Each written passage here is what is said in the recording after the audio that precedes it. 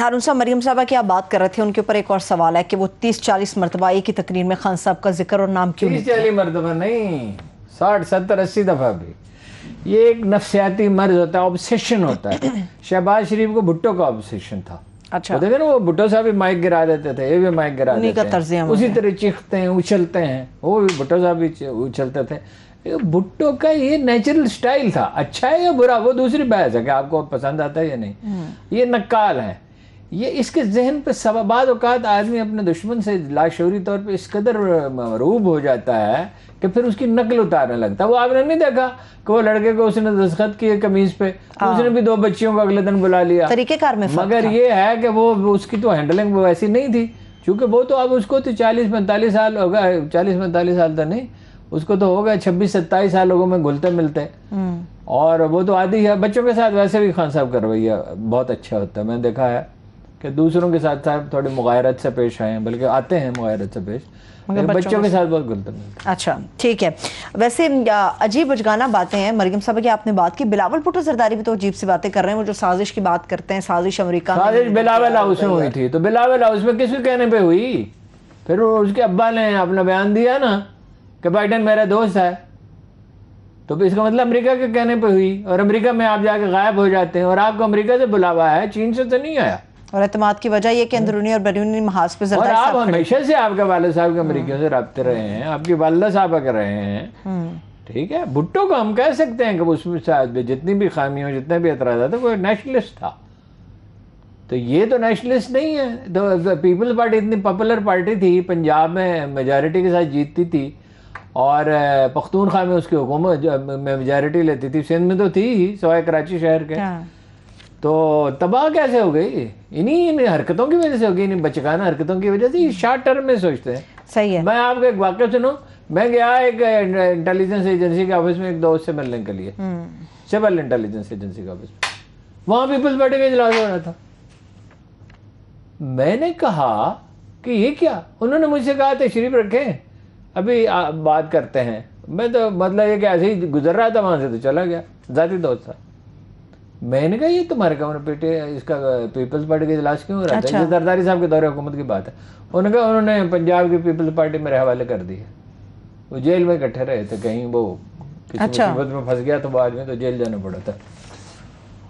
تو اب آپ بتاؤ کہ اس طرح پارٹیاں چلتی ہیں. فوج کا رول بڑا اس لیے ہے، ایک تو یہ کہ فوج ماڈرن ادارہ ہے، منظم ادارہ ہے، طاقتور ہے، ظاہر ہے. انڈیا میں کیوں نہیں بڑھ گیا؟ بنگلہ دیش میں اب کیوں نہیں ماشاءاللہ لگتا؟ پولیٹیکل پارٹیز ہی نہیں ہیں. نواز شریف صاحب اپنے گھر میں بیٹھ کے ٹکٹ دیتے. اب تو عمران خان صاحب بھی کہہ رہے ہیں میں دوں گا. میں نے کہا آپ کیسے دیں گے؟ کمیٹی دے گی. زرداری صاحب کہتے ہیں میں دوں گا. یہ تو خاندانوں کے، اگر پولیٹیکل پارٹیز ہوں. ہاں جی، وہ کیا کہہ رہی تھی؟ میں حکمران خاندان کے بارے میں. حکمران خاندان وٹ؟ اس کا مطلب ہے جمہوریت جو ہے آپ کے نزدیک ایک بے معنی اور گھٹیا اور فضول چیز ہے، محض ایک نعرہ ہے. آپ نے خاندان کی بات کی. عظمیٰ کاردار صاحبہ غالباً جب پی ٹی آئی کے اندر تھی، خان صاحب کی بڑی مداح تھی، بہت ان کو فالو کرتی تھی، ان کے ساتھ چلتی تھی. وہ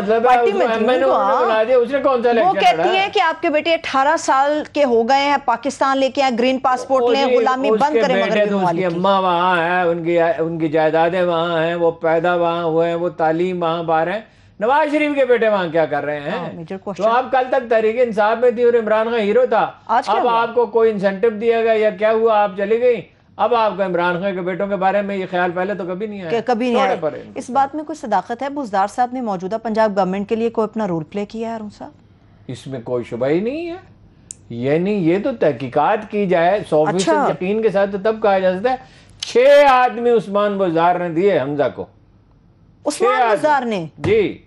خان صاحب کے چہیتے نے. آپ عثمان، یہ عثمان بزدار قسم کے جو لوگ ہیں، جو بستی پنجاب میں بھی ہیں، پختونخوا میں بھی ہیں، بلوچستان میں بھی ہیں، سندھ میں بھی ہیں، لیکن سرائکی بیلٹ میں ان کا تناسب زیادہ ہے.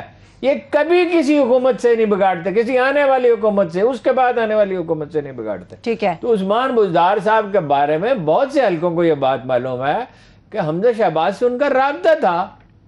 دوست اور انہوں نے آدمی دیے، کچھ آدمی ان کو دیے. صرف خان صاحب کو نہیں پتا، پتا پتا بوٹا بوٹا حال ہمارا جانے ہے، جانے نہ جانے گل ہی نہ جانے باغ تو سارا جانے ہیں. ٹھیک ہے ہارون صاحب، آپ نے صاحب کو اس کی تحقیق کرانی چاہیے. ممکن ہے کہ یہ ایک مہم ہو جو مخالفین نے چلائی ہو، فرض کیجیے، ممکن ہے، لیکن جو ذرائع ہمیں بتا رہے ہیں وہ کافی قابل اعتبار ہیں، اس کی تحقیق کرنی چاہیے. دوست مزاری ملاقات کی بھی تحقیق ہونی چاہیے. آپ نے سٹارٹ پہ کہا الیکشن ہوں گے اور ہونے چاہیے، کوئی کب تک آپشن ہی ہوں نہیں گے، ہے. کتنے فیئر ہوں گے؟ فیئر ویئر کوئی نہیں ہو سکتا. آپ بالکل سوال ہی امید پیدا آپ کو نہیں بالکل ہوتا. امید نہیں؟ پہلی بات یہ ہے اللہ یہ کہ آرمی ڈٹرمنڈ ہو جائے، سیاسی پارٹیاں اس پہ اگری کر لیں، ان کو اختیار دیں الیکشن کمیشن کے پولنگ میں اگر دھاندلی ہو. دوسری بات یہ اللہ کرے میرا اندازہ بالکل غلط ہو، یہ خونی الیکشن ہوں گے، اس لیے کہ ہارنے والا اگر عمران خان کو 2/3 میجورٹی مل گئی جو رول آؤٹ نہیں کی جا سکتی، مشکل تو ہے مگر رول آؤٹ نہیں کی جا سکتی، تو نواز شریف اور زرداری کے لیے صرف ایک ہی راستہ ہوگا کہ ناجائز پیسہ واپس کریں اور ملک سے چلے جائیں. پھر وہ اپنی پارٹی کے لوگوں کا بھی احتساب کرنے کے قابل ہوگا.